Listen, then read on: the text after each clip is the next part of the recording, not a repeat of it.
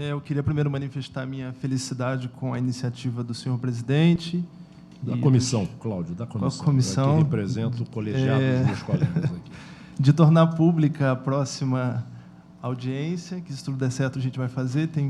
Pública já é essa, vamos ampliar a participação. Ampliar no sentido de receber as pessoas que ficaram fora da sala. Eu também quero saudar os colegas que vieram, os colegas bolsistas da FAPERJ. Cada um veio representando a si mesmo. Eu queria deixar claro isso, que eu não sou representante dos bolsistas.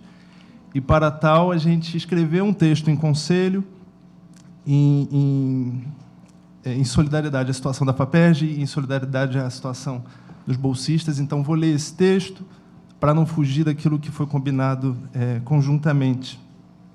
Eu queria pedir imediatamente a possibilidade de uma abertura, uma via de diálogo com a FAPERJ. Eu gostaria de sugerir uma reunião do Conselho, da diretoria, dos secretários da FAPERJ com os bolsistas.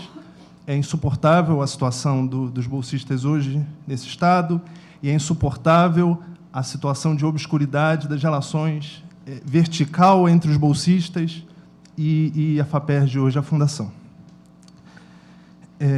Preciso também fixar uma coisa, que o investimento é feito em gente. É feito em gente que tem que pagar aluguel, que tem que comer, que tem que pagar transporte público. E se há a precarização desses funcionários, desses pesquisadores, desses estudantes de iniciação científica, há necessariamente a precarização da educação, da pesquisa, do Estado. Então, gostaria de fazer esse apelo.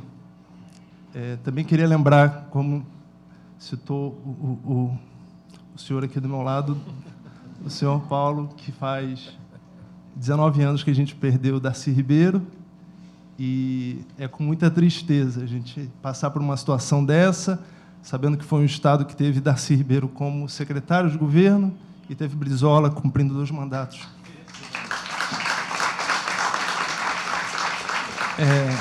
Então, passo a leitura do texto, em respeito aos colegas que escreveram em conjunto isso. A Fundação sustenta hoje quase 400 grupos de cientistas, 3.000 projetos de pesquisa, e ela alimenta o trabalho de cerca de 5.000 cientistas e universidades em todo o Estado. O Estado do Rio concentra núcleos internacionalmente reconhecidos de pesquisa científica, ou seja, desenvolvemos projetos inovadores, com amplo destaque na América Latina e no mundo. Isso incluirá centros de estudo de Zika vírus, da sua relação com a microcefalia. Envolve também a descoberta e desenvolvimento de novas terapias para patologias como câncer, Alzheimer, Parkinson, pesquisas em áreas como nanotecnologia, células-tronco, além do desenvolvimento das tecnologias de exploração do petróleo, que tornaram os laboratórios da Petrobras referência fora do Brasil. Falo ainda de estudos sobre o uso de energias renováveis e limpas, projetos de desenvolvimento de fármacos, estudos de mudanças climáticas, trabalhos com educação de comunidades indígenas em Angra dos Reis, pesquisas com aperfeiçoamento da agricultura em Santo Antônio de Pádua, pesquisas em fisiologia do exercício em Niterói, mapeamento antropológico da comunidade quilombola de Vargem Grande, estabelecimento de patrimônios culturais. É preciso ter em mente que a FAPERJ não se resume à tecnologia, à extração de petróleo, à biotecnologia, mas também em ciências humanas. As pesquisas em ciências humanas, onde eu me situo, envolvem a produção de conhecimento sobre as relações históricas do homem com a vida, com o trabalho e com a linguagem. E daqui decorrem núcleos de trabalhos científicos que trazem consigo a herança da tradição do pensamento brasileiro. As ciências humanas se propõem a pensar o presente, a atualidade do Brasil, as suas demandas e deficiências, de modo que suas ramificações são infinitamente amplas e diversificadas. Onde eu quero chegar com esse ponto? Achamos que a manutenção dos investimentos é o fundamento para a progressão e consolidação da ciência em nosso Estado e em nosso país. Uma interrupção das atividades acadêmico-científicas comprometeria todo esse progresso alcançado, especialmente quando o aporte financeiro público é essencial para a continuidade e liberdade de ação. A qualificação profissional, através da formação de técnicos, professores e pesquisadores nas mais diversas áreas do conhecimento, é um investimento do Estado a fim de nutrir a sociedade com melhores serviços públicos, como educação, saúde e segurança. O que importa é que a pesquisa científica deve ser aqui encarada sob a ótica do investimento e não do prejuízo orçamentário. É ela quem estimula a matriz produtiva das indústrias que geram empregos e aumentam a arrecadação. Por essas e outras, avaliamos que a PEC 19/2016 é um retrocesso, é um verdadeiro retrocesso de décadas na nossa autonomia de produção de conhecimento, sobretudo numa sociedade de origem escravista. Sabemos que as iniciativas de ajuste fiscal do Poder Executivo Estadual atingem quem não pode nem deve pagar essa conta. Esse descaso prejudica hoje quase 5 mil bolsistas de diferentes modalidades, e muitos estão aqui. Estudantes que têm bolsa de iniciação científica, mestrado, doutorado, pós-doutorado, doutorado sanduíche, divulgação científica e treinamento e capacitação técnica. Eu sou, por exemplo, parte desse coletivo que não vê a cor do dinheiro há 2 meses. É natural que o não pagamento da bolsa nos deixe num absoluto estado de vulnerabilidade. Os bolsistas da FAPERJ, que tem um trabalho que é força motriz das pesquisas científicas, vêm sofrendo abusos, que eu gostaria de pontuar aqui antes de considerações mais definitivas.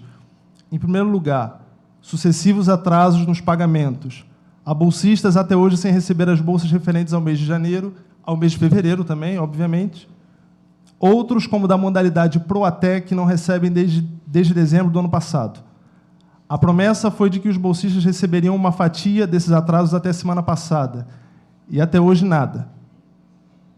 São 2 meses sem dinheiro para o aluguel, para a comida, para o transporte e, naturalmente, para a pesquisa. Essa promessa de regularização ficaria para julho, segundo dizem, com o pagamento dos meses atrasados. Mas a coisa está tão indefinida que os bolsistas ficam um pouco desnorteados sobre por onde começar. O segundo abuso que os bolsistas sofrem, a bolsa não tem reajuste há 3 anos, ou seja, ignora-se os índices de inflação dos últimos anos, sobretudo numa cidade turística como o Rio de Janeiro, e a gente reconhece o quanto é caro viver aqui. Eu tenho colegas que vieram de outros estados e estão retornando nessa semana para os seus respectivos estados, porque não tem mais como pagar aluguel, porque a família não tem como ajudar, porque não vieram de famílias importantes. Então, a situação é bem mais delicada do que aparenta ser. E os jornais estão noticiando isso. Você vê a Folha de São Paulo falando sobre isso, o Globo anunciando que a pesquisa no Rio de Janeiro está entrando num processo de retrocesso de 20 anos. O Estado de São Paulo, essa vergonha está se tornando pública. Terceiro ponto, é exigido de nós, pesquisadores, uma dedicação exclusiva. Isso é perverso na medida em que não se paga o pesquisador. Não é permitido, portanto, exercer atividades remuneradas. Ora, a bolsa não é apenas auxílio, ela é a única fonte de renda de milhares de jovens cientistas. Isso significa que a bolsa, cujo valor já é insuficiente, tendo em vista o custo de vida na cidade, tem caráter alimentar. Sem a bolsa, os pesquisadores não comem. Há pouca transparência sobre os repasses e execução orçamentária do montante de dinheiro destinado pelo Estado e o valor efetivamente empenhado pela Fundação, ou seja, aquele proveniente de recursos captados de agentes públicos e federais e privados. Se você entra no site da Fundação de Amparo à Pesquisa de Minas Gerais, do Rio Grande do Sul, de São Paulo, tem uma planilha orçamentária, tudo bastante discriminado, e a gente não tem esse tipo de acesso à informação. Se não há transparência nesse sentido, vai haver menos ainda com o bolsista, de modo que a gente está longe de ter, por exemplo, a possibilidade, e isso é uma demanda bastante séria, de uma garantia de um calendário de pagamentos expresso em lei. Isso seria um início para sinalizar o mínimo de respeito da Fundação com os seus pesquisadores. Quinto ponto.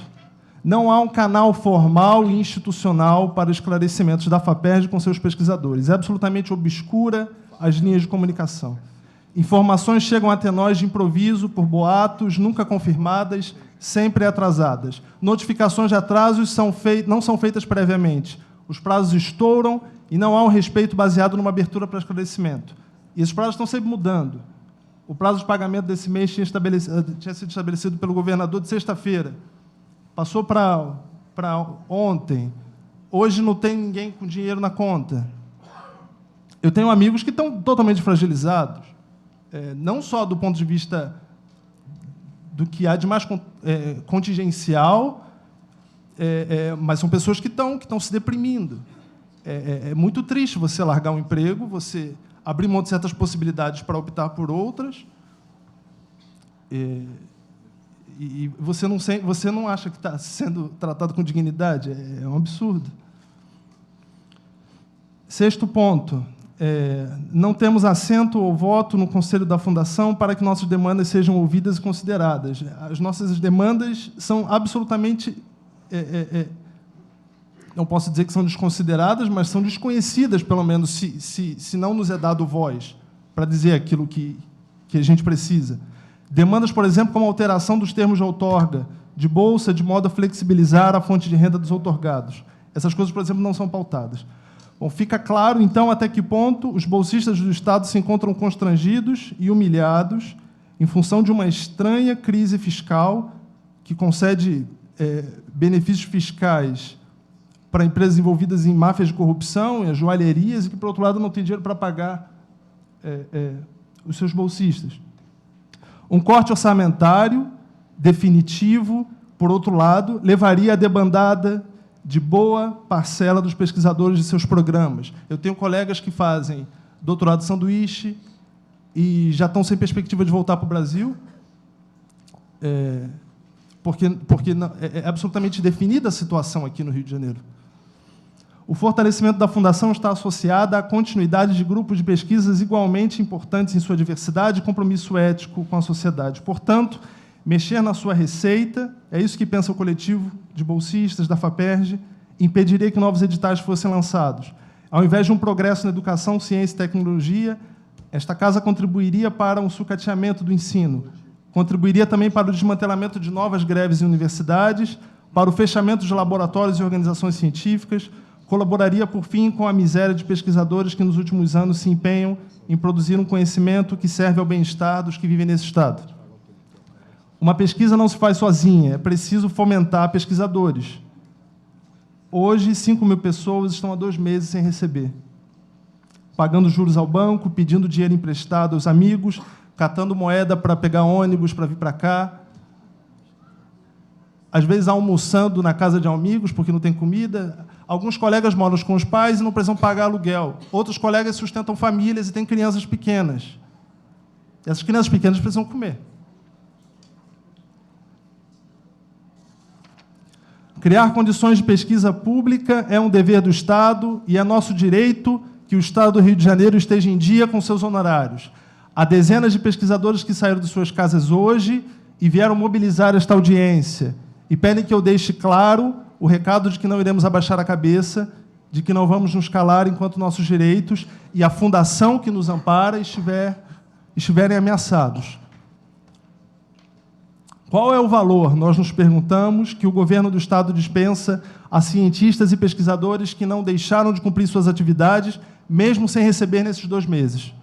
Onde está o respeito com 5.000 pessoas que dedicam sua qualificação profissional à melhoria da sociedade através do desenvolvimento de pesquisa e tecnologias? Quero afirmar aqui, então, portanto, o nosso total apoio, o apoio do coletivo de bolsistas no tocante à reprovação desta PEC, e pedimos maior diálogo e apoio desta casa ao dramático momento pelo qual estamos passando agora. Volto a frisar esse pedido de uma reunião com o Conselho da FAPERJ, isso é bastante importante para o coletivo de bolsistas. Obrigado, boa tarde.